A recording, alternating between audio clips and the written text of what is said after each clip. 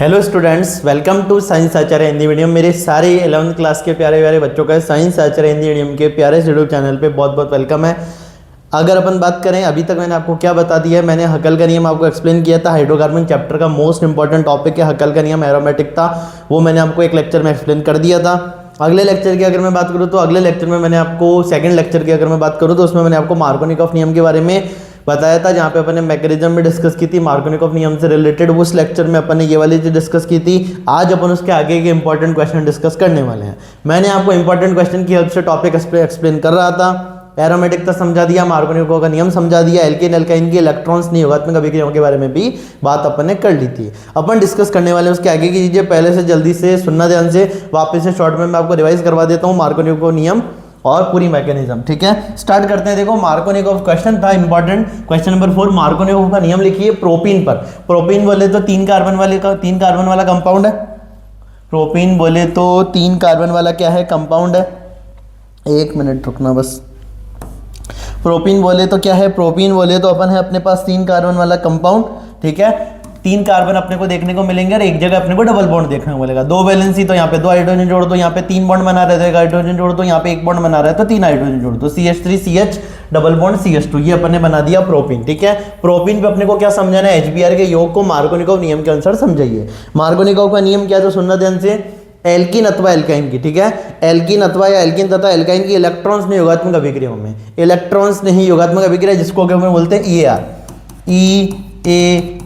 Electrophilic addition reaction. ठीक है, ये सारी बातें अपन ने डिटेल में कर रखी है। एल्कीन और एल्काइन कौन सी अभिक्रिया प्रदर्शित करते हैं, इंपॉर्टेंट सवाल।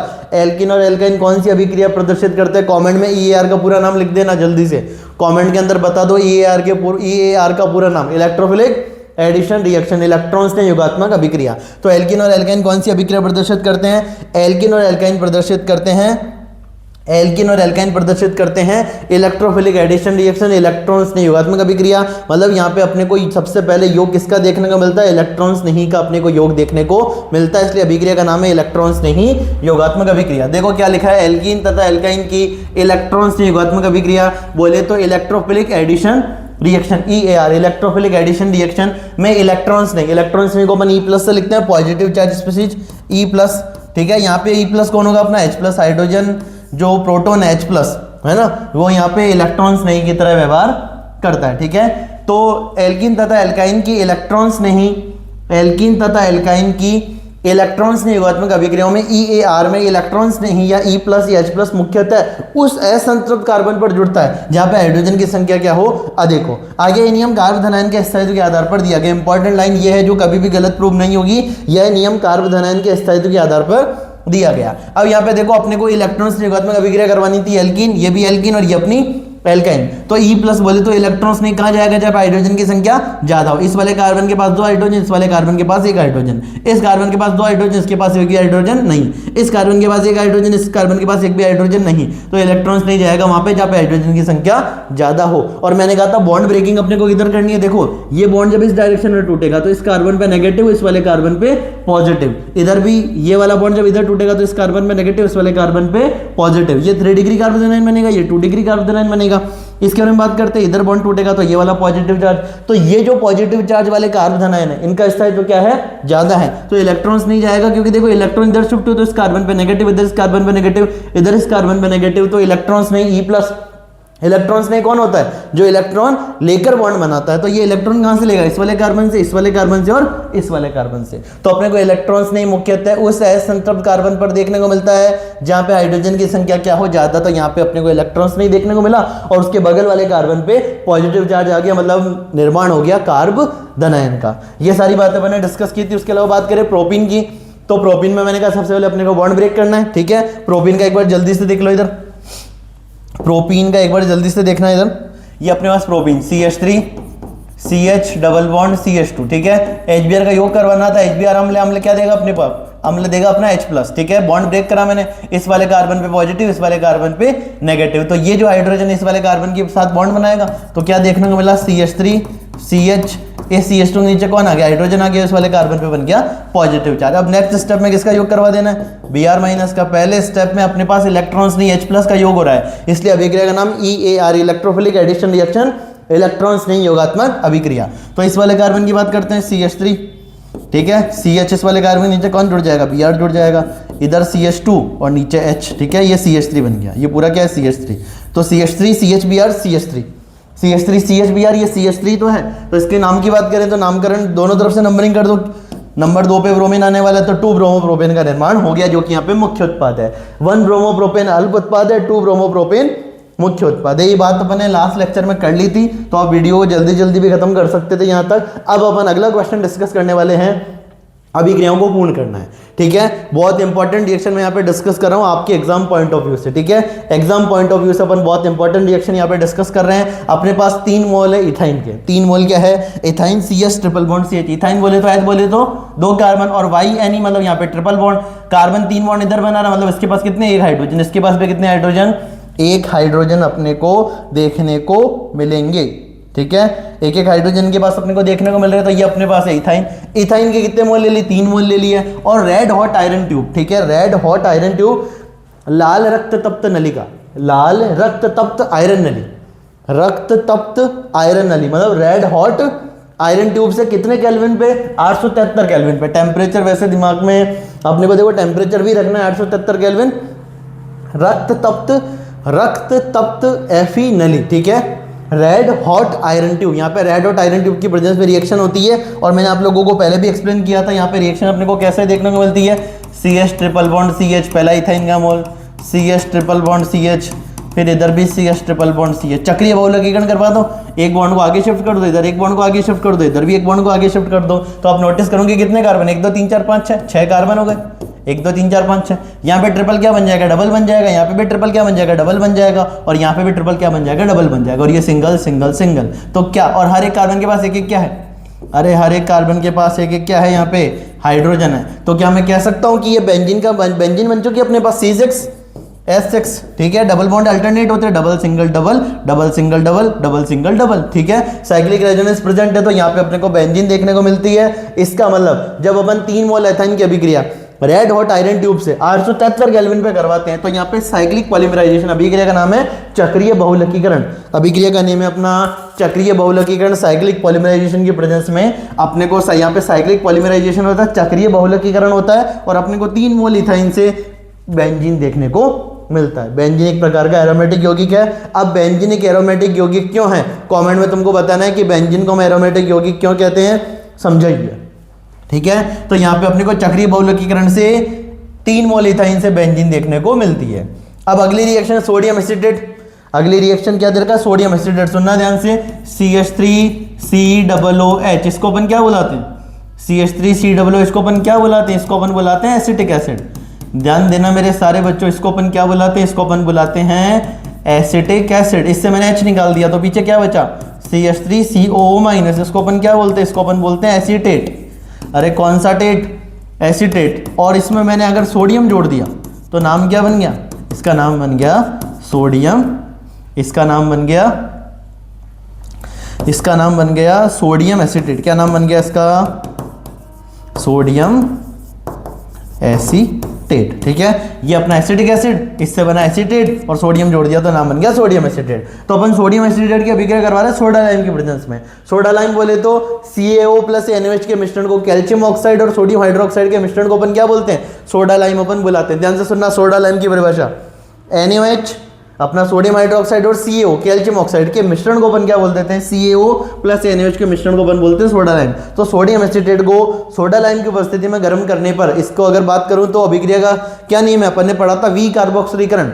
वी कार्बोक्सिलीकरण का मतलब है CO2 का निकलना, डी कार्बोक्सिलेशन। डी कार्बोक्सिलेशन पर किसको बोलते हैं, CO2 के रिमूवल को, कार्बन डाइऑक्साइड के निकलने को वी कार्बोक्सिलीकरण कहते हैं। कितने प्रकार का वी कार्बोक्सिलीकरण अपन ने पढ़ा है, 2 प्रकार का, एक को अपन बोलते हैं सोडा लाइम वी कार्बोक्सिलीकरण, और एक को अपन बोलते हैं कोल्बे-वेजेतोव गठन, ठीक है। ये कौन सी अभिक्रिया, ये अभिक्रिया सोडा लाइम वी कार्बोक्सिलीकरण। वी कार्बोक्सिलीकरण का मतलब CO2 का निकलना, वी कार्बोक्सिलीकरण का मतलब CO2 का निकलना, तो यहाँ से CO2 रिमूव हो जाती है, और किस फॉर्म में यहाँ पे देखने को अपने को प्रोडक्ट देखने को मिलता है, सोडियम कार्बोनेट Na2CO3 के फॉर्म में देखने को मिलता है। सोडा लाइम क्यों बोल रहे हैं, क्योंकि सोडा लाइम की प्रेजेंस में हो रही है। सोडा बोले तो सोडियम हाइड्रोक्साइड, ठीक है।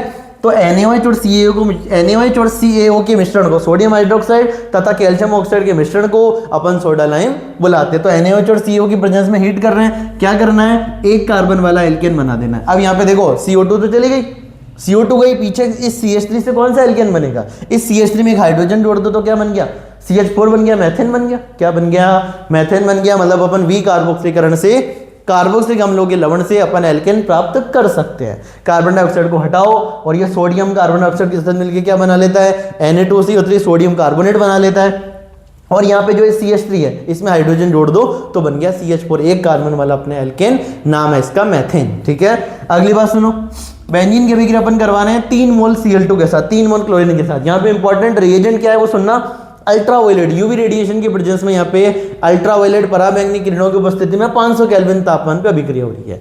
अब ये एक नॉर्मल रिएक्शन नहीं है, तापमान 500 केल्विन, उसके अलावा यूवी रेस की प्रेजेंस में हो रही है। तो यहाँ पे क्या होता है, सुनना ध्यान से, अगर मैं बात करूँ 3x2, जैसे क्लोरीन के कितने क्लोरीन मॉलिक्यूल है, 3 क्लोरीन मॉलिक्यूल है, टोटल क्लोरीन एटम कितने, तो 3x6, 3x2 कितने हो गए, 6 क्लोरीन एटम है। क्या करना है, ये तीनों जो पाई बॉन्ड है, तीनों पाई बॉन्ड को ब्रेक कर दो। एक पाई बॉन्ड को ब्रेक करने पे, मेरे सारे बच्चे जानते हैं, एक पाई बॉन्ड को ब्रेक करने पे अपन कितने सिग्मा बॉन्ड बनाते हैं, 2 सिग्मा बॉन्ड बनाते हैं। तो जब अपन 3 पाई बॉन्ड को ब्रेक करेंगे तो यहाँ पे 6 सिग्मा बॉन्ड बनाएंगे और 6 सिग्मा बॉन्ड पे 6 क्लोरीन जाके ऐड हो जाएगी। एक और बात जो आप लोगों को दिमाग में रखनी है, बेंजीन का जो फॉर्मूला होता है अपना C6H6, हर एक कार्बन के पास एक एक हाइड्रोजन पहले से है। तो यहाँ पे भी क्या होगा, हर एक कार्बन के पास एक एक हाइड्रोजन होगा ही होगा। देखो इस कार्बन की बात करता हूँ, ये 3 बॉन्ड बना रहा है।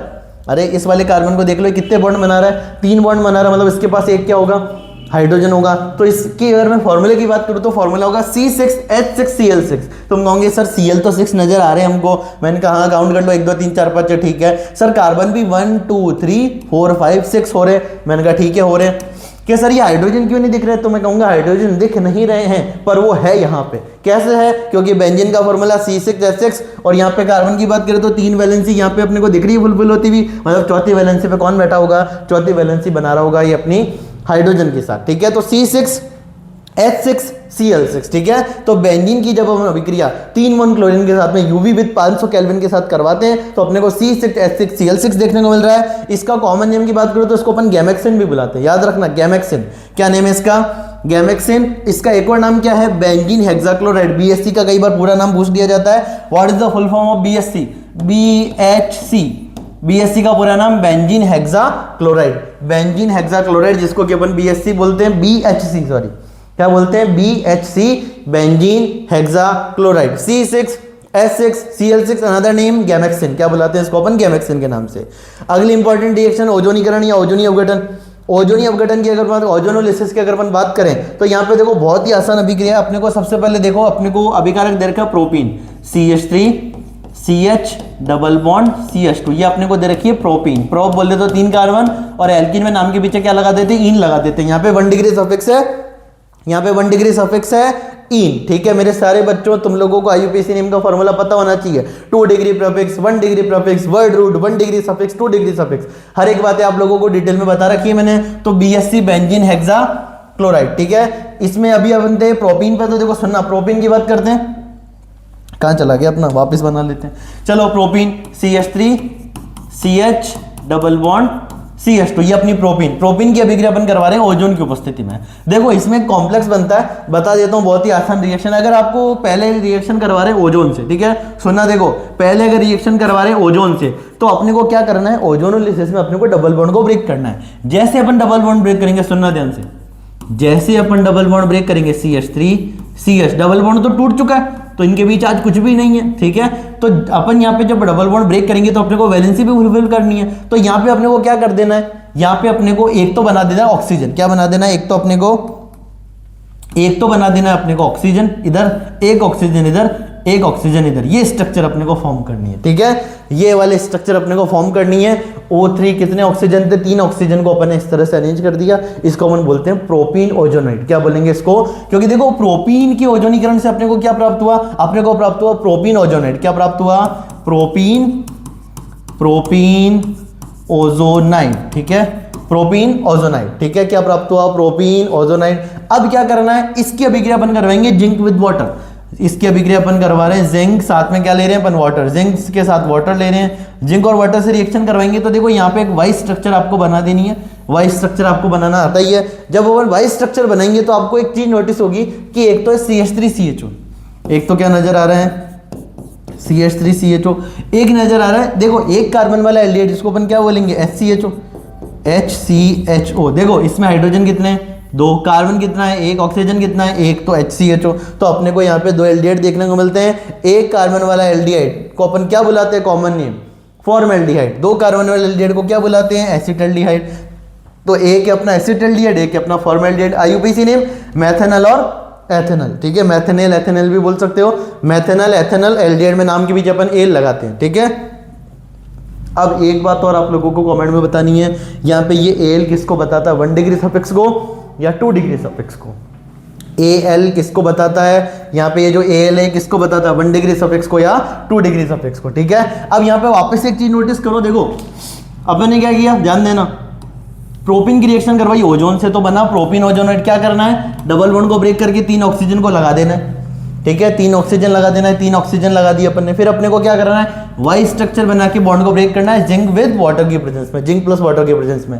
तो एक बना अपने पास 2 कार्बन वाला एल्डिहाइड, नाम है उसका CH3CHO एसिटल्डिहाइड, और एक बना 1 कार्बन वाला एल्डिहाइड, नाम है उसका फॉर्मल्डिहाइड। तो ये अभिक्रिया तो तब करवानी है जब ओजोन से क्या बन रहा हो, A बन रहा हो। फिर एक ही रिएक्शन जिंक विद वाटर से करवानी है, तो क्या बन रहा है, B बन रहा है और एक C बन रहा है। पर अगर मान लो आपको रिएक्शन डायरेक्ट ऐसे लिख रखे हो, सुनना, देखो यहीं करके बता देता हूं।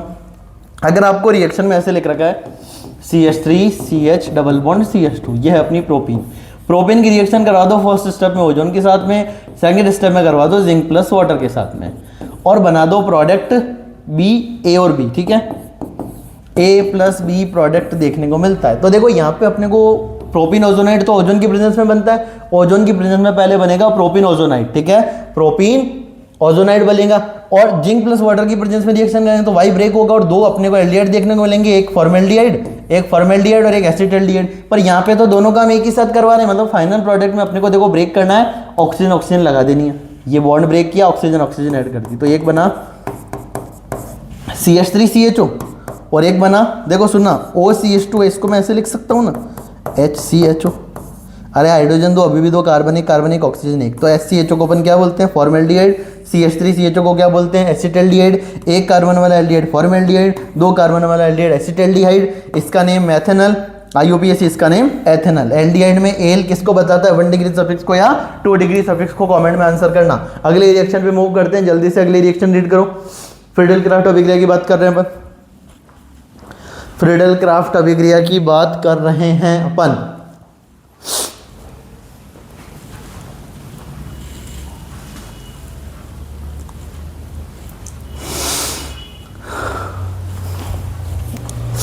चले अगली रिएक्शन पे।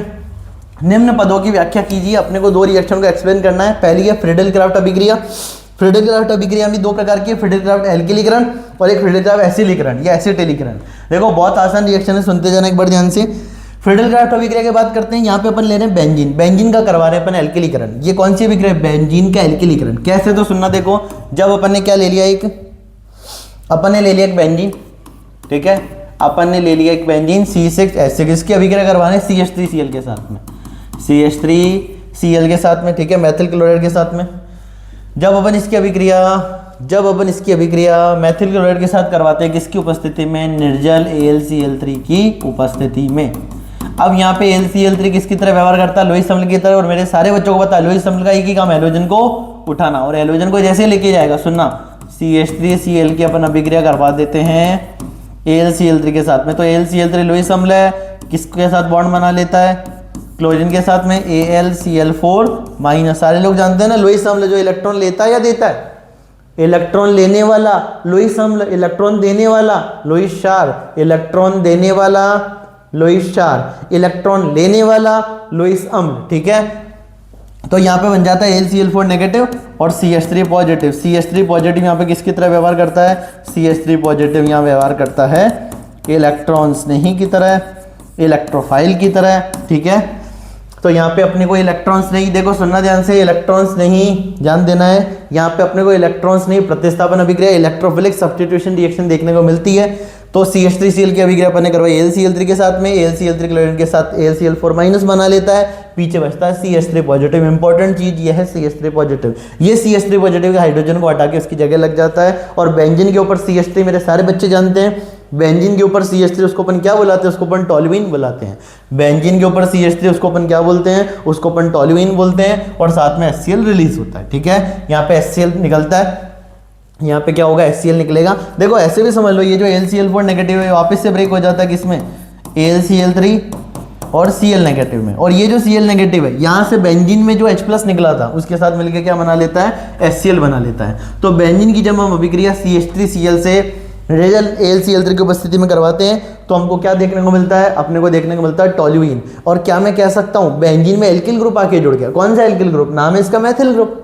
अरे पहले बेंजीन अकेला था, आज बेंजीन के ऊपर CH3 जुड़ गया, तो मैं क्या बोल सकता हूँ कि यहाँ पे बेंजीन में मैथिल ग्रुप आके जुड़ गया, मतलब यहाँ पे मैथिलीकरण देखने को मिल रहा है। और कॉमन फॉर्म में अपन इसको बोलेंगे यहाँ पे बेंजीन का एल्किलीकरण हो रहा है। तो इस अभिक्रिया का नाम दे देते हैं फ्रीडल क्राफ्ट एल्किलीकरण, क्योंकि यहाँ पे एल्किल समूह आके जुड़ रहा है। और बेंजीन के ऊपर CH3, इसको अपन क्या बुलाते हैं, इसको अपन टोल्यूइन बुलाते हैं, और साथ में HCl रिलीज होता है। अब ये वाली रिएक्शन भी बहुत आसान है, कोई इसमें ज्यादा कोई बड़ी बात है नहीं। बेंजीन ले लिया, बेंजीन की अभिक्रिया इस बार किससे करवा रहे हैं, C2H5Cl से, एथिल क्लोराइड से। वही निर्जल AlCl3 की प्रेजेंस में, निर्जल AlCl3 की उपस्थिति में अपना अभिक्रिया करवा रहे हैं। निर्जल AlCl3 क्लोरीन को ले जाएगा, AlCl4 नेगेटिव बना लेगा। इस कहानी से अपने को मतलब नहीं है। यहाँ पे अपने को जो इलेक्ट्रोफाइल देखने को मिल रहा है वो देखने को मिल रहा है C2H5 पॉजिटिव, ठीक है। यहाँ पे अपने को एथिल ग्रुप जो है अपने पास C2H5 पॉजिटिव इलेक्ट्रॉन्स नहीं के फॉर्म में देखने को मिल रहा है। बेंजीन में एक हाइड्रोजन को हटा के ये उसकी जगह ले लेगा, तो बेंजीन के ऊपर C2H5 मतलब एथिल ग्रुप जुड़ गया, तो नाम बन गया एथिल बेंजीन। क्या नाम बन गया, एथिल बेंजीन, क्योंकि बेंजीन में कौन सा ग्रुप जुड़ गया, बेंजीन में हाइड्रोजन की जगह एथिल ग्रुप जुड़ गया। एथिल को अपन बोलते हैं C2H5, ठीक है। एथेन और एथिल में क्या डिफरेंस है, जैसे मैथेन और मैथिल में क्या डिफरेंस था, मैथेन CH4, मैथिल अपना CH3 ग्रुप, ठीक है। और ऐसे एथेन अपना C2H6, एथिल अपना C2H5, तो एथिल ग्रुप जुड़ गया तो नाम बन गया एथिल बेंजीन। साथ में HCl दोनों जगह कॉमन है, क्योंकि यहाँ पे एल्किल ग्रुप जुड़ रहे हैं। यहाँ पे एक कार्बन वाला एल्किल ग्रुप नाम है मैथिल, और यहाँ पे दो कार्बन वाला एल्किल ग्रुप नाम है उसका एथिल। तो क्योंकि यहाँ पे मैथिल और एथिल एल्किल ग्रुप जुड़ रहे हैं तो अभिक्रिया का नाम फ्रीडल क्राफ्ट एल्किलीकरण, ठीक है। बहुत आसान रिएक्शन है। अब अगली रिएक्शन है फ्रीडल क्राफ्ट असाइलेशन, एसिलीकरण या एसिटिलीकरण। अब मेरे सारे बच्चे जानते हैं असाइल ग्रुप RC+CL, इसको अपन असाइल क्लोराइड बोलते हैं। और CH3C+CL, ध्यान देना, CH3C+CL, इसको अपन क्या बोलते हैं, इसको अपन एसिटिल क्लोराइड बोलते हैं, ठीक है। एसिटिल ग्रुप और एसिटाइल ग्रुप अपन जानते हैं, CH3C+, एसिटाइल एसिटाइल, अरे एसिटिल ग्रुप ये एसिटाइल ग्रुप CH3C+, ठीक है।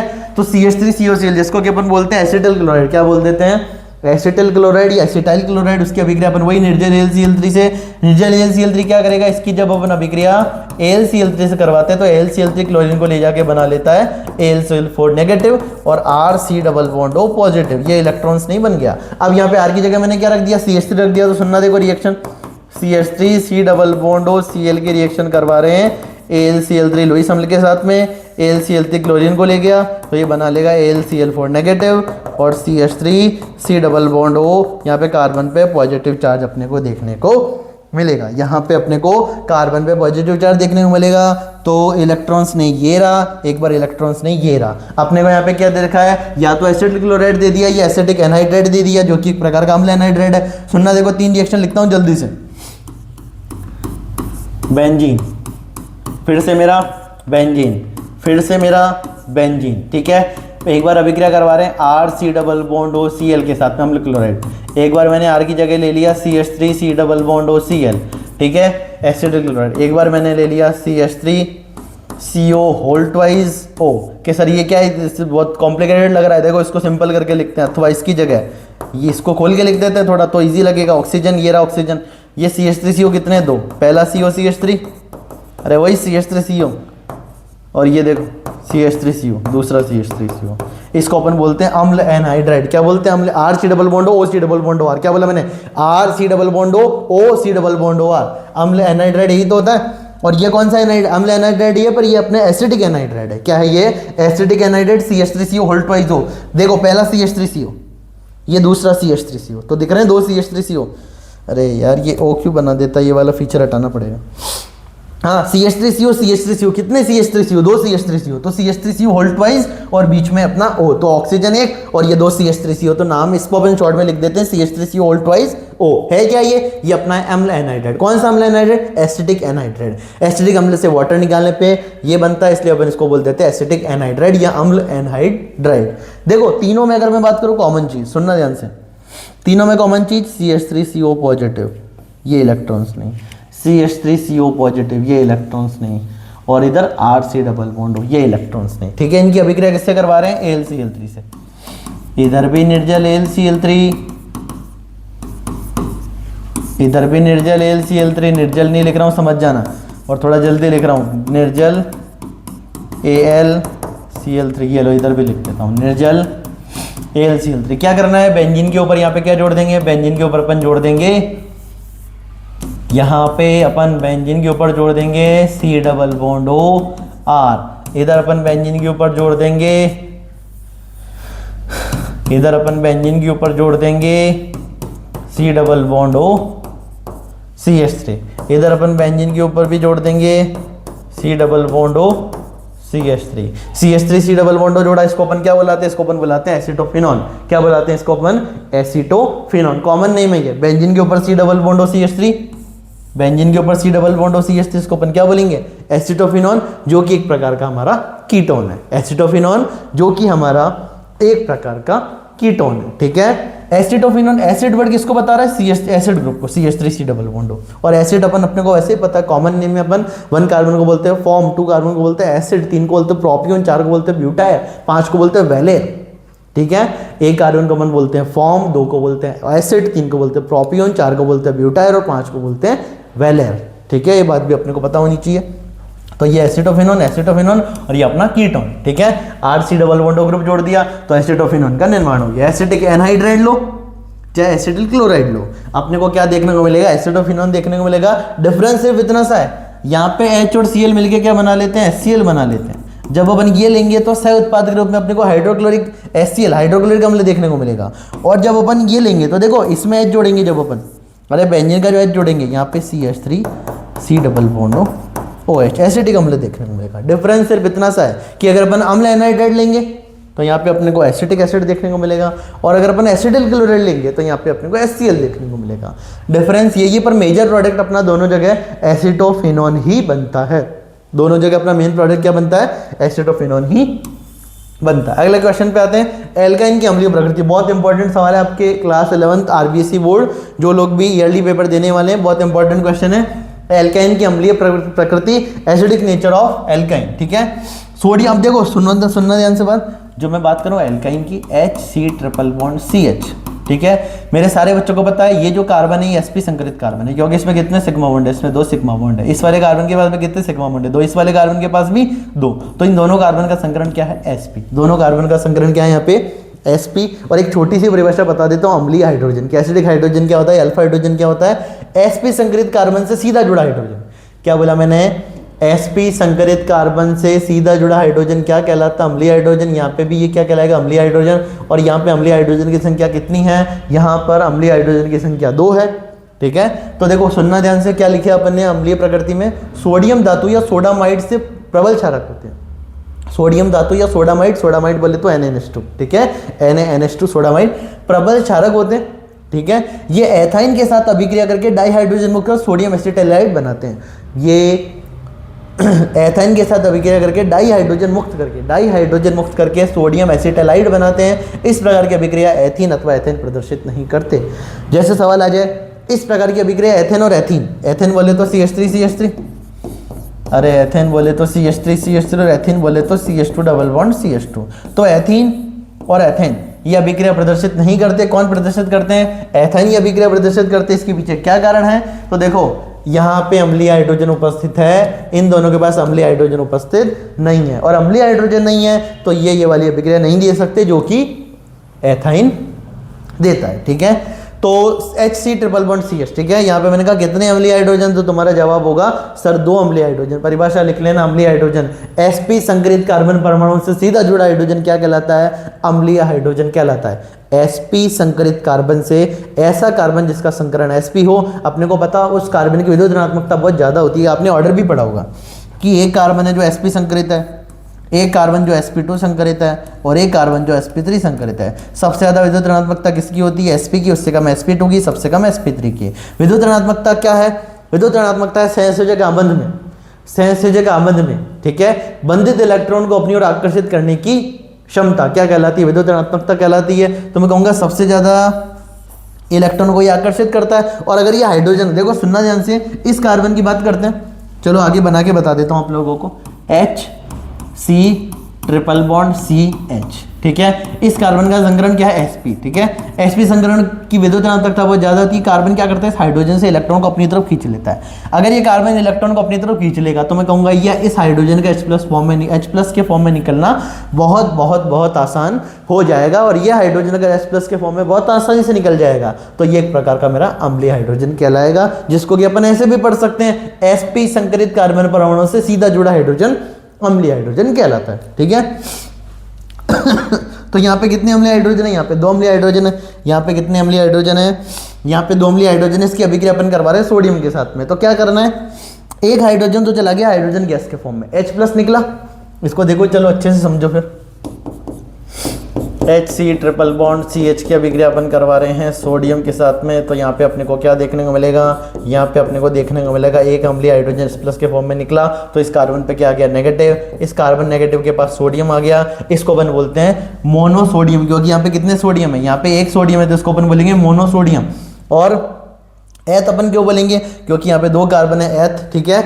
और अगर मैं बात करूँ, यहाँ पे ट्रिपल बॉन्ड है तो YN, अरे एल्काइन में YN, और इस एल्काइन का अपन ने E हटा दिया, क्योंकि नेगेटिव चार्ज स्पीशीज के बीच अपन IDE लगा देंगे। क्या लगा देंगे, तो नाम बन गया मोनोसोडियम, मोनोसोडियम इथाइनाइड, मोनोसोडियम इथाइनाइड। क्या नाम बन गया इसका, मोनोसोडियम इथाइनाइड। अब यहाँ पे एक और चीज सुनो, जो हाइड्रोजन H+ के फॉर्म में निकला, जो हाइड्रोजन, देखो यहाँ से हाइड्रोजन निकला H+ के फॉर्म में। सोडियम के बारे में बात बता देता हूँ। सोडियम जब सोडियम प्लस में जाता है तो इलेक्ट्रॉन निकालता है, इसने इलेक्ट्रॉन निकाल दिया अपने अंदर से, वही इलेक्ट्रॉन H+ ले लेता है। और जब H+ इलेक्ट्रॉन लेगा तो यहाँ पे अपने को हाइड्रोजन का अपचयन देखने को मिलेगा। और हाइड्रोजन के अपचयन से कौन सी गैस बनती है, H+ के अपचयन से हाइड्रोजन गैस बनती है। बैलेंसिंग करने के लिए मैंने यहाँ पे हाफ लगा दिया। H2 का हाफ क्या हो जाएगा, एक हाइड्रोजन, दोनों तरफ एक एक हाइड्रोजन, प्लस माइनस चार्ज भी बैलेंस है, तो H+ इलेक्ट्रॉन लेके हाइड्रोजन गैस बनाता है। अब मैं बात करूं यहाँ पे, तो देखो एक ही अम्लीय हाइड्रोजन गया, ये भी तो अम्लीय हाइड्रोजन है। इसने कहा सर मेरे में ऐसी क्या कमी है, मेरे साथ अभिक्रिया क्यों नहीं करवाई, मेरे को H+ के फॉर्म में क्यों नहीं निकाला। बोला कि सर आप तो भेदभाव कर रहे हो यहाँ पे, और फिर मैंने इसको कहा भेदभाव तो मैं किसी के साथ नहीं करता हूँ, तो फिर भी हाइड्रोजन है। तो यहाँ पे देखो, सुनना ध्यान से बात, ये जो कार्बन है sp संकरित कार्बन है, तो इस ये हाइड्रोजन भी कैसे हुआ, अम्लीय हाइड्रोजन हुआ। अम्लीय हाइड्रोजन भी किस फॉर्म में निकलेगा, H+ के फॉर्म में निकलेगा। अम्लीय हाइड्रोजन भी H+ के फॉर्म में निकलेगा, इलेक्ट्रॉन लेके क्या बना लेगा, हाइड्रोजन गैस बना लेगा, ठीक है। और एक सोडियम इसमें पहले से था, ये वाला हाइड्रोजन भी पार्टिसिपेट करेगा जब रिएक्शन में, तो ये हाइड्रोजन की जगह भी सोडियम लग जाएगा। अब नाम बन गया, क्योंकि कितने सोडियम है, 2 सोडियम है तो डाई, ठीक है। नाम है Na का सोडियम, तो डाई सोडियम। 2 कार्बन को अपन बोलते हैं एथ, एल्काइन में अपन लगाते हैं YN, और नेगेटिव चार्ज स्पीशीज के अपन पीछे जोड़ देते हैं IDE, तो नाम बन गया डाई सोडियम इथाइनाइड, डाई सोडियम इथाइनाइड। और यहाँ पे भी हाइड्रोजन गैस जो है वो रिलीज हो गई, ठीक है। यहाँ पे भी H2 रिमूव होती है, यहाँ पे भी H2 रिमूव होता है, ठीक है। आगे बात करते हैं, अब इस वाले में प्रोडक्ट बनाना अपने को सोडामाइड की प्रेजेंस में, NaNH2 की प्रेजेंस में, सोडामाइड की प्रेजेंस में अपने को यहाँ पे प्रोडक्ट बनाना है। तो जब अपन सोडामाइड, NaNH2 को अपन क्या बुलाते हैं, NaNH2 को अपन बुलाते हैं सोडामाइड। देखो रिएक्शन देखना बहुत आसान है, CH3 C triple bond CH, 3 carbon को अपन क्या बोलते हैं, प्रोप, और एल्काइन में क्या लगा देते हैं YN, तो नाम बन गया प्रोपाइन, ठीक है। CH3 C triple bond CH propyne. इसमें पहला मेरा सवाल जो आप लोगों को कमेंट में बताना और तुरंत बताना है, प्रोपाइन में अम्लीय हाइड्रोजन की संख्या कितनी है। प्रोपाइन में 4 ऑप्शन दे देता हूँ, प्रोपाइन में अम्लीय हाइड्रोजन की संख्या कितनी है। प्रोपाइन में अम्लीय हाइड्रोजन की संख्या 4, 3, 2 या 1, ठीक है। कमेंट में जल्दी से बताओ, प्रोपाइन में अम्लीय हाइड्रोजन की संख्या कितनी है, 4, 3, 2 या 1, 4, 3, 2 या 1।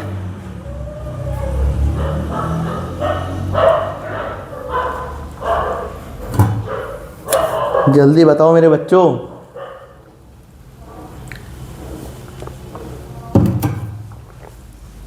मेरे हिसाब से सबका आंसर आ गया होगा, बहुत ही लल्लू सा सवाल था अगर आपने सही ढंग से पढ़ा है, ठीक है।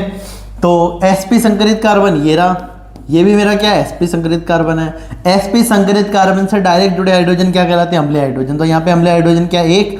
अब मैं बात करूँ इस कार्बन से ये कौन कनेक्टेड है, आप देखो इस स्ट्रक्चर को थोड़ा अच्छे से बता देता हूँ, C triple bond C H, ये जो CH3 है इसमें कार्बन जुड़ा हुआ है इस कार्बन से, और इस कार्बन से कितने हाइड्रोजन जुड़े हुए हैं? 3 हाइड्रोजन जुड़े हुए हैं। तो बताओ ये sp संकरित कार्बन, ये sp संकरित कार्बन है, sp संकरित कार्बन से जुड़ा हाइड्रोजन क्या कहलाता है? अम्लीय हाइड्रोजन कहलाता है। इधर भी sp संकरित कार्बन से कोई हाइड्रोजन है क्या? कि सर नहीं, इधर तो sp संकरित कार्बन से कार्बन ही जुड़ा, हाइड्रोजन नहीं है। और देखो ये जो हाइड्रोजन जिस कार्बन से जुड़े उस कार्बन का संकरण sp ना हो कि क्या है? sp3 है। ठीक है, 4 सिग्मा बॉन्ड संकरण sp3, 2 सिग्मा बॉन्ड संकरण sp, 2 सिग्मा बॉन्ड संकरण sp। तो यहाँ पे अम्लीय हाइड्रोजन सिर्फ एक ही है क्योंकि sp संकरित कार्बन से सिर्फ एक ही हाइड्रोजन जुड़ा है। ये 3 हाइड्रोजन तो sp3 संकरित कार्बन से जुड़े हैं, तो यहाँ पे अम्लीय हाइड्रोजन की संख्या 1। और अगर अम्लीय हाइड्रोजन की संख्या 1 तो यहाँ पे अम्लीय हाइड्रोजन क्या करेगा? रिएक्शन करेगा किसके साथ में? प्रबल क्षारक सोडामाइड। तो CH3C ट्रिपल बॉन्ड CH की अभिक्रिया अपन करवा रहे हैं NaNH2 के साथ में, सोडामाइड के साथ करवाते हैं तो क्या देखने को मिलता है? CH3C ट्रिपल बॉन्ड C, इस नेगेटिव के पास आ गया सोडियम, यहाँ से NH2 नेगेटिव ने H प्लस लेके क्या बना लिया? NH2 नेगेटिव ने H प्लस लेके बना लिया NH3 बना लिया, CH3C triple bond C negative Na plus. ठीक है, इसको अपन बोलेंगे क्योंकि सोडियम, देखो मोनोसोडियम भी अपन इसको बोल सकते हैं, मोनोसोडियम भी बोल सकते हैं क्योंकि सोडियम यहाँ पे एक है, तो मोनोसोडियम प्रोपाइनाइड। सोडियम दिख ही रहा है, प्रोप बोले तो 1 2 3 कार्बन, YN बोले तो ट्रिपल बॉन्ड में क्या लग जाता है? ट्रिपल बॉन्ड में लग जाता है आयन, तो YN। ठीक है, 2 ओवल साथ में नहीं रह सकते, इसलिए अपन ने YN का आखिरी ई हटा दिया और नेगेटिव चार्ज बेसिस के पीछे अपन क्या लगा देंगे? ID लगा देंगे, तो नाम बन गया सोडियम प्रोपाइनाइड। क्या नाम बना? सोडियम प्रोपाइनाइड। और साथ में कौन सी गैस रिलीज हुई? साथ में अपने पास यहाँ पे NH3 निकला, यहाँ पे साथ में NH3 निकला, अमोनिया निकली। ठीक है, अगला क्वेश्चन, एथिल क्लोराइड की एल्कोहलिक KOH की उपस्थिति में बीटा विलोपन अभिक्रिया। एथिल क्लोराइड की एल्कोहलिक KOH की उपस्थिति में, एथिल क्लोराइड की एल्कोहलिक KOH की उपस्थिति में बीटा विलोपन अभिक्रिया। यहाँ पे विलोपन शब्द आ गया, विलोपन बोले तो एलिमिनेशन। मेरे बच्चों 3 नाम आप लोगों ने सुने होंगे, कई बार सुना है मैंने आपको। एक होता है योगात्मक जिसको कि अपन बोलते हैं एडिशन, एक होता है योगात्मक जिसको कि अपन बोलते हैं एडिशन, एक होता है प्रतिस्थापन, एक होता है प्रतिस्थापन जिसको कि अपन बोलते हैं सब्स्टिट्यूशन, जिसको अपन क्या बोलते हैं? सब्स्टिट्यूशन।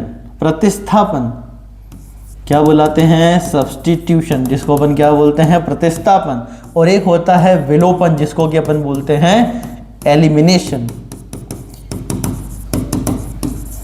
जिसको कि अपन क्या बोलते हैं? एलिमिनेशन। इन तीनों को बहुत ही आसान भाषा में समझाता हूँ, सुनना ध्यान से। एडिशन, ठीक है, फॉर एग्जाम्पल 2 लोग हैं, है ना, 2 लोग हैं, उनकी जिंदगी में एक और इंसान आ गया। ठीक है, 2 में एक और आ गया, टोटल कितने हो गए? 3। ठीक है, कोई गया क्या? कोई नहीं गया। 2 थे, एक और आ गया, टोटल कितने हो गए? 3 हो गए। पहले कितने थे? 2। कोई आके क्या हो गया? उनके साथ जुड़ चुका है, तो उसको अपन क्या बोलेंगे? एडिशन, योगात्मक। ठीक है, अब इसको अपन रिएक्शन से भी समझेंगे। अगला प्रतिस्थापन। प्रतिस्थापन का मतलब है किसी की जगह किसी और का आना। 2 पर्सन थे, एक गया दूसरा आया। ठीक है, 2 पर्सन थे, एक गया दूसरा आया, इसको अपन प्रतिस्थापन बोलेंगे। देखो जो बच्चे अभी आगे पढ़ने वाले 12th वगैरह, तो मैं बताऊंगा प्रतिस्थापन भी 2 तरीके का होता है, सुनना ध्यान से। प्रतिस्थापन भी 2 तरीके का होता है, तुमको तुम्हारी लैंग्वेज में समझाता हूँ, बात समझ में आ जाएगी। प्रतिस्थापन भी 2 तरीके का होता है। कैसा सुनना, देखो 2 पर्सन है ना, 2 ऐसे समझ लो कि 2 पर्सन है, एक तो क्या हो रहा है? एक है ना, पहले एक का जाना फिर उसकी जगह किसी और का आना, ये प्रतिस्थापन। ठीक है, एक प्रतिस्थापन होता है किसी का धीरे धीरे जाना और किसी का धीरे धीरे उससे आना। ठीक है, प्रतिस्थापन भी 2 तरह का, किसी की जगह किसी और का आना, मतलब एक पूरा चला गया फिर दूसरा पूरा आ गया। ठीक है, और एक प्रतिस्थापन एक का धीरे धीरे जाना और दूसरे का धीरे धीरे आना, ये प्रतिस्थापन। SN1 SN2 जिसको अपन बोलते हैं, आगे जाके बताऊंगा। वैसे प्रतिस्थापन, देखो प्रतिस्थापन की बात बहुत इंपॉर्टेंट है। ठीक है, SN1 SN2 unimolecular nucleophilic substitution, bimolecular nucleophilic substitution. Unimolecular बोले तो एक आणुक नाभिक स्नेही प्रतिस्थापन, द्विअणुक नाभिक स्नेही प्रतिस्थापन, एक आणुक नाभिक स्नेही प्रतिस्थापन, द्विअणुक नाभिक स्नेही प्रतिस्थापन। Unimolecular nucleophilic substitution, bimolecular nucleophilic substitution, SN1 SN2। ठीक है, इसको अपन पढ़ेंगे, बहुत प्यारी मैकेनिज्म है। ठीक है, आपके एग्जाम में इससे भी सवाल आ रखा है। ठीक है, 11th में पूछ रखा है, SN1 SN2 में अंतर लिखो, तो इनके नाम वगैरह भी लिख सकते हैं। ये 2 पद में पूर्ण होती है, 1 पद में पूर्ण होती है, कार्बोनाइन बनता है, यहाँ पे संकरण अवस्था बनती है। करवा दूंगा मैं इसी चैनल पे। ठीक है, बने रहना, जुड़े रहना, करवा दूंगा ये बात भी। विलोपन, विलोपन का मतलब है किसी का चले जाना, ठीक है। विलोपन मतलब 2% कोई एक चला गया तो क्या हो गया यहाँ पे विलोपन, एलिमिनेशन हो गया। आपने सुना भी होगा, अगर आप इधर मूवी वूवी कुछ देखते हो, टीवी वगैरह कहीं पे भी देखते हो, एलिमिनेट होना मतलब चले जाना, सब्स्टिट्यूशन मतलब किसी की जगह किसी और का आना, एडिशन मतलब आके जुड़ जाना। तो 3 प्रकार की अपने को यहाँ पे अभिक्रियाएं देखने को मिलती है। आज अपन डिस्कस करने वाले हैं एथिल क्लोराइड। एथिल बोले तो 2 कार्बन वाला एल्किल ग्रुप, और उसमें हेलोजन कौन सा लगा है, क्लोरीन, तो उसको अपन क्लोराइड बुलाएंगे। एथिल क्लोराइड की अल्कोहलिक KOH की उपस्थिति में बीटा विलोपन अभिक्रिया, जिसको अपन बोलते हैं बीटा एलिमिनेशन, इसका एक और नाम है, इसको अपन बुलाते हैं विहाइड्रोहेलोजनीकरण। इसको अपन क्या बुलाते हैं, इसको अपन बुलाते हैं विहाइड्रोहेलोजनीकरण। घर पे बैठे बैठे बोला करो, साथ साथ चीजें याद हो जाएगी, लॉन्ग टर्म तक दिमाग में बनी रहेगी। तो बीटा विलोपन का अनदर नेम विहाइड्रोहेलोजनीकरण। यहाँ पे अपन हाइड्रोजन और हेलोजन को निकालेंगे, ठीक है। तो यहाँ पे सुनना ध्यान से, देखो एक छोटा सा कॉन्सेप्ट समझा देता हूँ पहले। CH3 CH2Cl का एग्जांपल लेके, CH3 CH2 CH3 CH2Cl, ठीक है। अगर मैं बात करूं हेलोजन से जुड़ा कार्बन क्या कहलाएगा, अल्फा कार्बन। हेलोजन से डायरेक्ट जुड़ा कार्बन अल्फा कार्बन, अल्फा के बाद वाला क्या कहलाएगा, बीटा कार्बन। पहले तो इतनी सी बात दिमाग में रखो, हेलोजन से जुड़ा कार्बन अल्फा कार्बन, अल्फा के बाद वाला कार्बन बीटा कार्बन। अब यहाँ पे अपन ने ले लिया एथिल क्लोराइड। एथिल बोले तो 2 कार्बन और उसमें क्लोरीन, तो एथिल क्लोराइड किसकी उपस्थिति में क्या करवा रहे हैं, एल्कोहलिक। ALC डॉट का मतलब है एल्कोहलिक, ठीक है। ALC डॉट का मतलब है एल्कोहलिक, और एल्कोहलिक KOH की उपस्थिति में अपन अभिक्रिया करवा रहे हैं, हीट कर रहे हैं। तो ये हो, अगर सिंपल सी अगर बात बताऊं ना आपको, तो क्या करना है, H और Cl इसको रिमूव कर दो। जैसे ही आप 2 सिग्मा बॉन्ड तोड़ोगे तो बीच में क्या बना दोगे, पाई बॉन्ड। अरे H और Cl को क्या कर दो, H और Cl को रिमूव किया, तो जैसे आप 2 सिग्मा बॉन्ड तोड़ोगे तो यहाँ पे क्या बना दोगे, पाई बॉन्ड बना दोगे। हाइड्रोजन और हेलोजन का निकलना, हाइड्रोजन और हेलोजन का निकलना क्या कहलाता है, विहाइड्रोहेलोजनीकरण। क्या बोला मैंने, हाइड्रोजन और हेलोजन का निकलना क्या कहलाता है, विहाइड्रोहेलोजनीकरण। और क्योंकि यहाँ पे बीटा पोजीशन से हाइड्रोजन निकलता है, क्योंकि यहां से बीटा पोजीशन से हाइड्रोजन निकलता है, तो इसको अपन बीटा विलोपन अभिक्रिया भी बुलाते हैं। क्या क्या नाम है इस अभिक्रिया का, इस अभिक्रिया को अपन बोलते हैं बीटा विलोपन अभिक्रिया, बीटा एलिमिनेशन रिएक्शन। क्या बोलेंगे, बीटा एलिमिनेशन रिएक्शन, बीटा विलोपन अभिक्रिया, जिसको कि अपन और क्या बुलाते हैं, विहाइड्रोहेलोजनीकरण, डीहाइड्रोहेलोजनेशन। डी बोले तो रिमूव होना, डी मतलब रिमूव होना, किसका रिमूव होना, हाइड्रोजन का और हेलोजन का। तो हाइड्रोजन हेलोजन को निकालेंगे तो 2 सिग्मा बॉन्ड तोड़ेंगे, 2 सिग्मा बॉन्ड तोड़ेंगे तो यहाँ पे 2 कार्बन के बीच में क्या बन जाएगा, पाई बॉन्ड बन जाएगा। तो मैंने एथिल क्लोराइड से क्या बना दी, 2 कार्बन वाली एल्कीन, नाम है इसका इथीन। अरे 2 कार्बन वाली एल्कीन, नाम है इसका इथीन। तो एथिल क्लोराइड की एल्कोहलिक KOH की उपस्थिति में बीटा विलोपन अभिक्रिया से क्या बनता है, अपने को इथीन देखने को मिलता है, एक प्रकार की एल्कीन देखने को मिलती है। हाइड्रोजन और हेलोजन यहाँ से रिमूव में, 2 सिग्मा बॉन्ड टूट के पाई बॉन्ड बना, और इसको अपन बीटा विलोपन अभिक्रिया या विहाइड्रोहेलोजनीकरण में पढ़ते हैं। चौथा क्वेश्चन है अपना एंटी मार्कोनिकॉफ नियम, जिसको अपन खराश प्रभाव बोलते हैं या परोक्साइड प्रभाव बोलते हैं, उसको एक्सप्लेन करना है। तो क्या है, सुनना ध्यान से। जब किसी असममित एल्कीन पे HBr का योग परोक्साइड की उपस्थिति में, देखो परोक्साइड प्रभाव, खराश प्रभाव, एंटी मार्कोनिकॉफ नियम, ये सारे कब लगता है, पहली चीज HBr होना चाहिए, दूसरी चीज परोक्साइड की उपस्थिति में होना चाहिए। क्या बोला मैंने, पहली चीज HBr होना चाहिए, दूसरी चीज है किसी परोक्साइड की उपस्थिति में अभिक्रिया होनी चाहिए। तो क्वेश्चन है, खराश प्रभाव कब लगेगा, HCl पे लगेगा, नहीं। HI पे लगेगा, नहीं। HF पे लगेगा, नहीं। HBr पे लगेगा, हाँ। कब लगेगा, वो भी परोक्साइड की उपस्थिति में। तो क्वेश्चन में आ रखा है, जब किसी असममित एल्कीन पे HBr का योग परोक्साइड की उपस्थिति में किया जाता है, जब किसी असममित एल्कीन पे HBr का योग परोक्साइड की उपस्थिति में किया जाता है, तो हाइड्रोजन उस असममित कार्बन पर जाता है जहां हाइड्रोजन की संख्या कम हो। मार्कोनिकॉफ में हाइड्रोजन वहां जाता था जहां पे हाइड्रोजन की संख्या ज्यादा हो, एंटी मार्कोनिकॉफ में हाइड्रोजन वहां जाता है जहां पे हाइड्रोजन की संख्या कम हो, ठीक है, वहां जाता है जब हाइड्रोजन की संख्या कम हो। तो अपन एल्कीन ले ली, इस alkene CH3 CH double bond CH2 की अभिक्रिया अपन करवा रहे हैं HBr परोक्साइड की उपस्थिति में, तो हाइड्रोजन वहां जाता है जब हाइड्रोजन की संख्या कम हो। क्या करना है, देखो प्रोडक्ट बनाना बहुत ही आसान है। CH3 CH double bond CH2 पे किसका योग करवा रहे हैं, HBr का, किसकी उपस्थिति में, परोक्साइड की उपस्थिति में करवा रहे हैं। परोक्साइड की उपस्थिति में करवाएंगे तो सिग्मा बॉन्ड टूटेगा, CH3 CH CH2। जैसे ही अपन ने बात की, एक पाई बॉन्ड टूटा है ना, पाई बॉन्ड, सिग्मा नहीं पाई बॉन्ड, जैसे ही एक पाई बॉन्ड टूटा तो कितने सिग्मा बॉन्ड फ्री हो गए, 2 sigma bond. HBr H plus B, देखो उत्पाद बनाने का तरीका बता रहा हूं, अभी अपन मैकेनिज्म डिस्कस नहीं कर रहे हैं, अगर आप कहोगे तो मैकेनिज्म में डिस्कस कर दूंगा, ठीक है। अभी अपन प्रोडक्ट बनाना देख रहे हैं, तो हाइड्रोजन वहां जाएगा जहां पे हाइड्रोजन की संख्या कम हो, इसी को तो अपन एंटी मार्कोनिकोव का नियम बोलते हैं, या खराश प्रभाव या परोक्साइड प्रभाव बोलते हैं। और Br चला गया जब हाइड्रोजन की संख्या ज़्यादा हो, तो ये H और Br। 1 ब्रोमोप्रोपेन, अरे 1 2 3 इधर से नंबरिंग स्टार्ट करेंगे, जिधर से मेरा प्रतिस्थापी कहाँ पड़े, पास में पड़े, तो 1 2 3, 1 पे ब्रोमो और 3 कार्बन को बोलते हैं प्रोप, और एल्केन में नाम के पीछे लगा देते हैं एन, तो 1 ब्रोमोप्रोपेन का निर्माण हो गया, और 1 ब्रोमोप्रोपेन यहाँ पे अपना मुख्य उत्पाद होगा खराश प्रभाव, एंटी मार्कोनिकोव प्रभाव या परोक्साइड प्रभाव में। ठीक है, क्रियाविधि इंपॉर्टेंट है, यहाँ पे कौन सी क्रियाविधि होती है, यह प्रक्रिया मुक्त मूलक श्रृंखला क्रियाविधि से संपन्न होती है। यह प्रक्रिया या यह अभिक्रिया मुक्त मूलक श्रृंखला क्रियाविधि से संपन्न होती है। अगला नाभिक स्नेही स्पीशीज।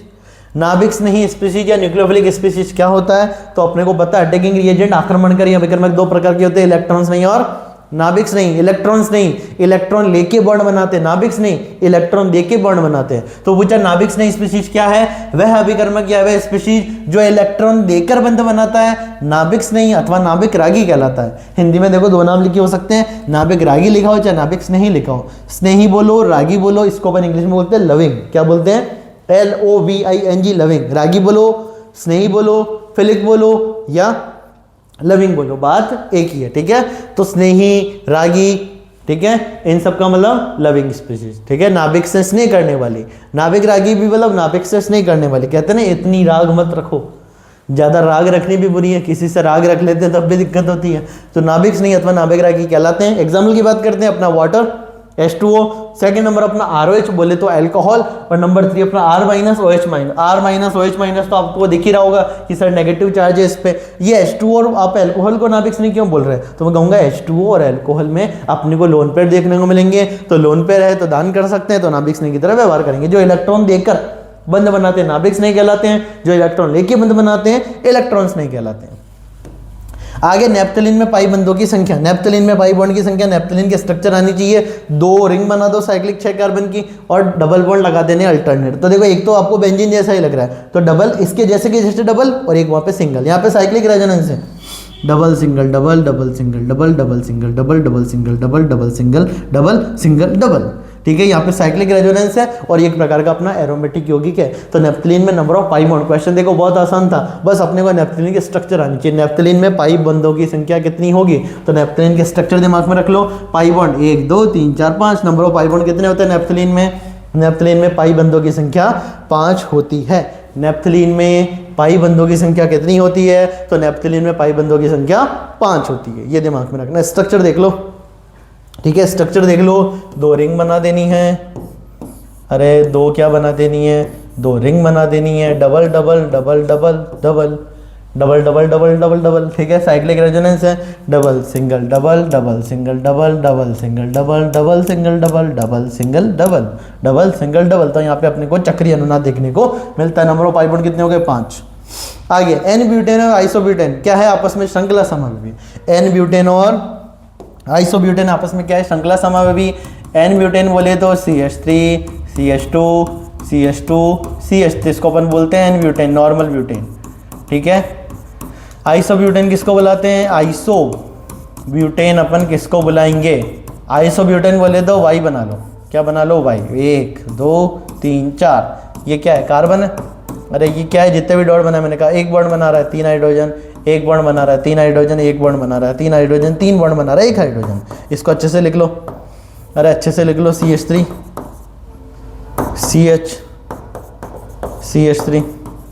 CH3 1 2 3, अरे 1 2 3, यहाँ पे कितने कार्बन की चेन, 3 कार्बन की, यहाँ पे कितने कार्बन की चेन, 4 कार्बन की। मॉलिक्यूलर फार्मूला एग्जैक्ट सेम है, 1 2 3 4 4 carbon, hydrogen 3 3 6 7 8 9 10 10 hydrogen, C for एस्टेन 3 3 6 3 9 है ना, हाइड्रोजन इधर 9 और 1 यहाँ पे 10, और 4 कार्बन 1 2 3 4। C फॉर एस्टेन 2 या 2 से अधिक यौगिक जिनके अणुसूत्र क्या होते हैं, समान। 2 या 2 से अधिक यौगिक जिनके अणुसूत्र क्या होते हैं, समान, किंतु श्रृंखला में अंतर होता है। इधर 4 कार्बन की श्रृंखला और इधर 3 कार्बन की। अरे मुख्य कार्बन श्रृंखला इधर कितने कार्बन की, 1 2 3 4, इधर कितने कार्बन की, 1 2 3। तो श्रृंखला में अंतर, तो आपस में क्या कहलाएंगे, श्रृंखला समावेशी कहलाएंगे। फिल इन द ब्लैंक्स वाला क्वेश्चन है, एन ब्यूटेन और आइसोब्यूटेन। ठीक है, आइसोब्यूटेन का IUPAC नेम 2 मेथिल प्रोपेन। देखो ये भी सवाल पूछ लेंगे, आइसोब्यूटेन का IUPAC नाम बताइए, तो आइसोब्यूटेन बनाना आना चाहिए आपको। फिर उसका IUPAC नाम लिखेंगे, तो 2 पे कौन सा ग्रुप है, मेथिल ग्रुप है, तो 2 मेथिल प्रोपेन। 2 मेथिल प्रोपेन का कॉमन नेम आइसोब्यूटेन।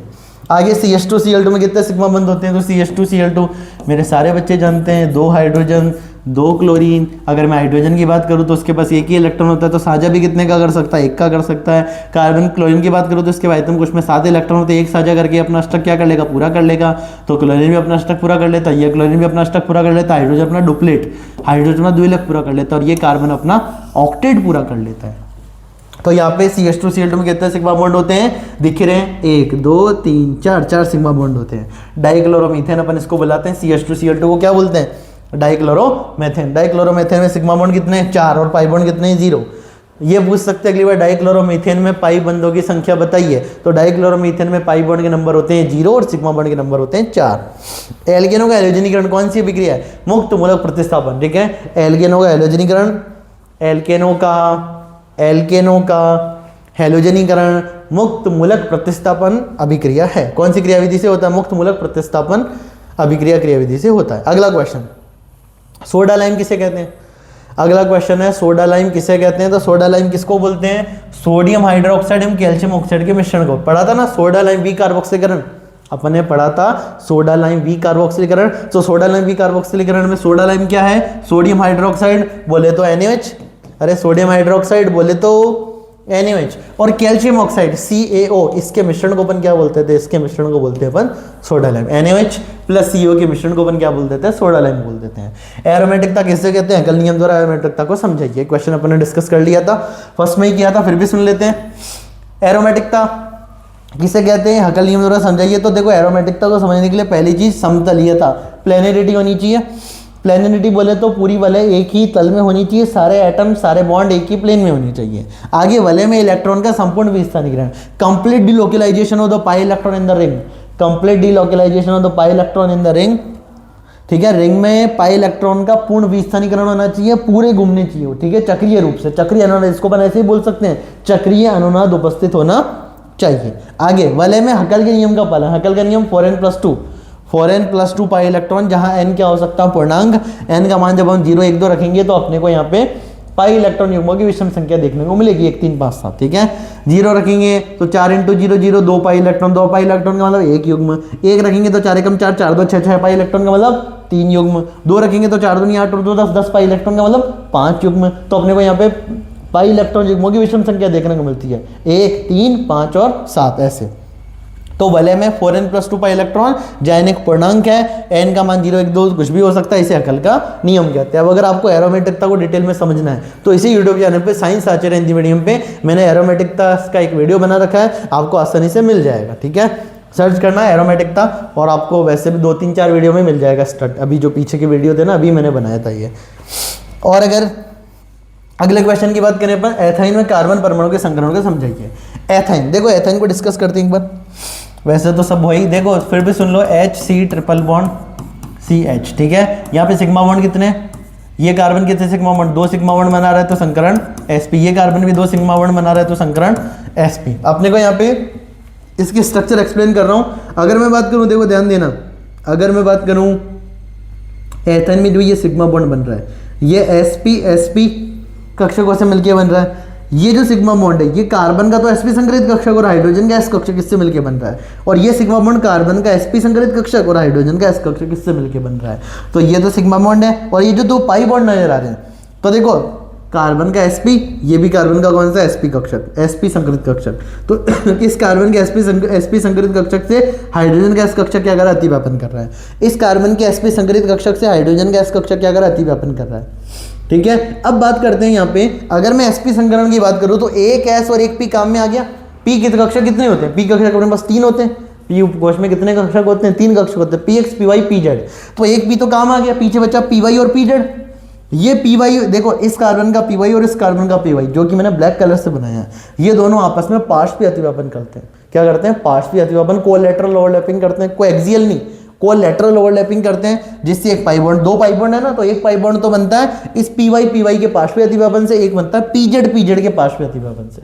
तो एक पाई बॉन्ड बन रहा है py के पार्श्वीय अतिव्यापन से, ये पूरा ऑर्बिटल मिल के एक पाई बॉन्ड बना रहा है, और इधर एक pz जो है ये पार्श्वीय अतिव्यापन करके एक और पाई बॉन्ड बनाते हैं। तो यहाँ पे total number of pi bond कितने हो गए? 2।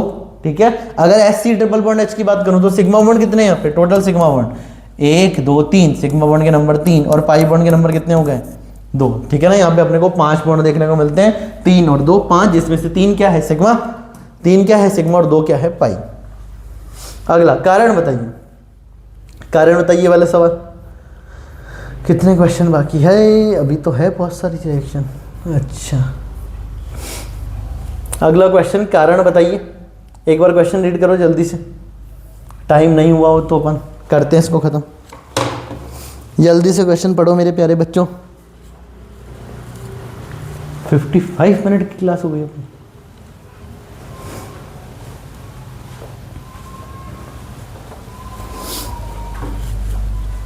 जल्दी से देखो, ये क्वेश्चन आपको समझ आ जाएगा वैसे कुछ ही देर में, ये बता रखा है वैसे मैंने पहले भी आप लोगों को। क्वेश्चन पढ़ो।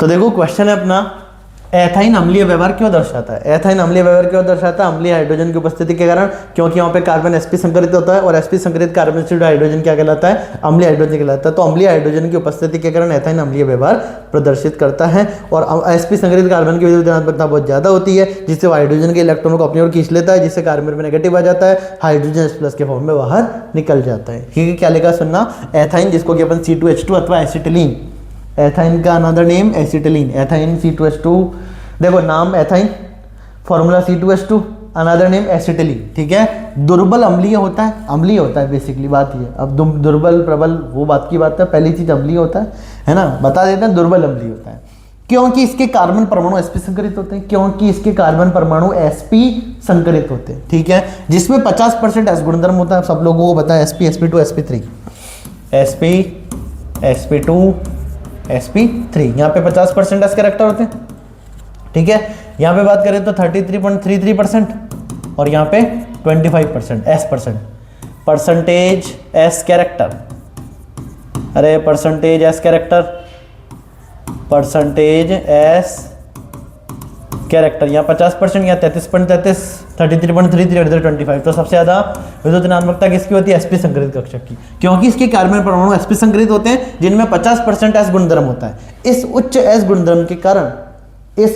गुणधर्म के कारण कार्बन अत्यधिक विद्युत ऋणात्मक हो जाता है, जिससे इलेक्ट्रॉन घनत्व कार्बन हाइड्रोजन आबंध जो है, ठीक है, जिससे इलेक्ट्रॉन घनत्व कार्बन हाइड्रोजन आबंध से कार्बन की ओर आ जाता है। यहाँ पे इलेक्ट्रॉन घनत्व किधर आ जाता है, कार्बन की ओर। इलेक्ट्रॉन घनत्व मतलब इलेक्ट्रॉन किधर शिफ्ट हो जाते हैं, इलेक्ट्रॉन खींच लेता है ये कार्बन, जिससे कार्बन पे नेगेटिव और हाइड्रोजन पे पॉजिटिव आ जाता है और ये बॉन्ड टूट जाता है। ठीक है, जिससे प्रबल क्षारों की उपस्थिति में H+ आसानी से मुक्त हो जाता है, जिससे प्रबल क्षारों की उपस्थिति में H+ आसानी से मुक्त हो जाता है। आगे अब देखो अम्लीय सामर्थ्य का ग्राफ, यहाँ पे कितने अम्लीय हाइड्रोजन है, 2। तो एथाइन का अम्लीय सामर्थ्य सबसे ज्यादा, उससे कम मीथेन का और सबसे कम मीथेन का। इसको आप विद्युत ऋणात्मकता के आधार भी बता सकते हो। sp संकरित कार्बन है, विद्युत ऋणात्मकता सबसे ज्यादा, अम्लीय सामर्थ्य सबसे ज्यादा। sp2 संकरित है, अम्लीय विद्युत ऋणात्मकता कम, अम्लीय सामर्थ्य भी कम। sp3 संकरण है, विद्युत ऋणात्मकता सबसे कम, अम्लीय सामर्थ्य भी सबसे कम। तो सबसे ज्यादा इथाइन, उससे कम इथेन, सबसे कम इथेन। इधर बात करते हैं, यहाँ पे तीनों जगह अपने को ट्रिपल बॉन्ड देखने को मिल रहा है, एल्काइन देखने को मिल रही है। यहाँ पे अम्लीय हाइड्रोजन 2, यहाँ पे अम्लीय हाइड्रोजन 1। अरे sp3 संकरित कार्बन से जुड़ा हाइड्रोजन क्या कहलाता है, अम्लीय हाइड्रोजन। तो यहाँ पे अम्लीय हाइड्रोजन 1 और यहाँ पे अम्लीय हाइड्रोजन 1 भी नहीं है। यहाँ पे sp संकरित कार्बन परमाणु तो है पर उससे जुड़े हाइड्रोजन नहीं है। sp संकरित कार्बन से एक भी हाइड्रोजन नहीं, इधर भी sp संकरित कार्बन परमाणु से एक भी हाइड्रोजन नहीं है। तो अम्लीय हाइड्रोजन की परिभाषा, sp संकरित कार्बन परमाणु से जुड़ा हाइड्रोजन क्या कहलाता है, अम्लीय हाइड्रोजन कहलाता है। जल्दी से एक बार ये पढ़ लो, अम्लीय हाइड्रोजन हम किसे कहते हैं, अम्लीय हाइड्रोजन हम किसे कहते हैं। Good evening.